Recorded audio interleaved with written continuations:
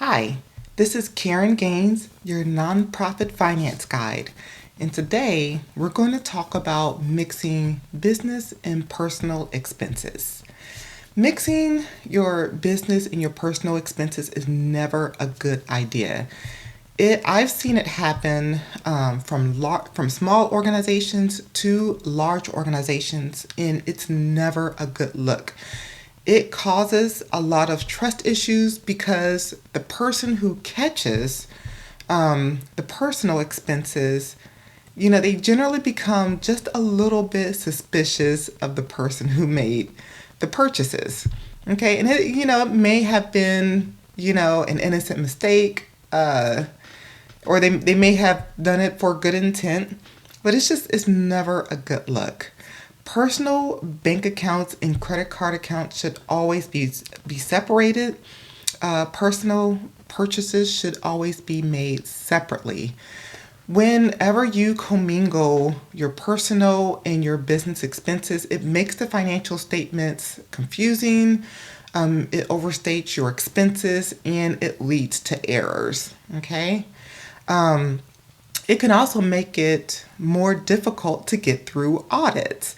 If an auditor comes in and they're reviewing your financial statements, they're reviewing your, reviewing your purchases, and they find or they discover a lot of personal expenses, it raises suspicion, especially if it's an audit of your grant funding.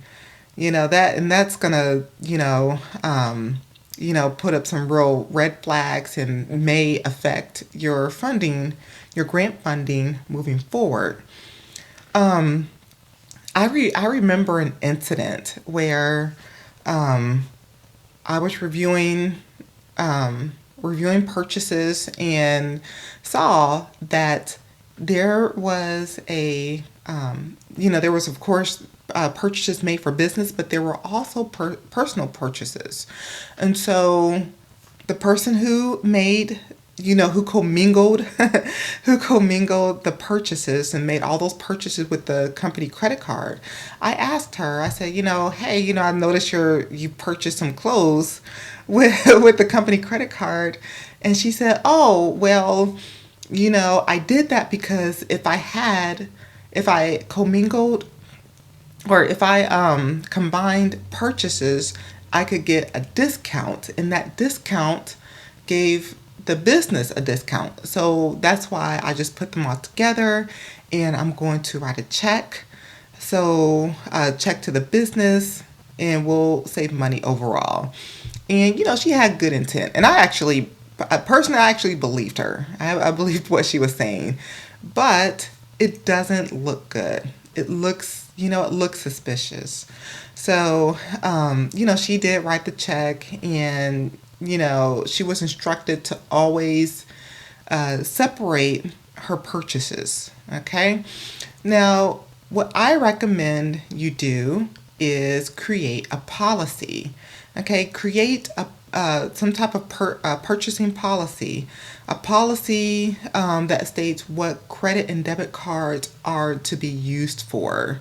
That will cut down on any and mostly all confusion. Okay, you can even, with these debit and credit cards, you can even add restrictions. So you can have a credit card only for gas purchases, or a credit card that can only be used at certain stores. You can also add restrictions like, these credit cards cannot be used at hotels or at resorts or at airlines or, things of that nature. All you have to do is contact your bank or credit union and tell them, hey, I want to put restrictions on these debit and credit cards. And so that eliminates a lot of problems. All right. So I hope you enjoyed this video. Thank you for watching and have a great day.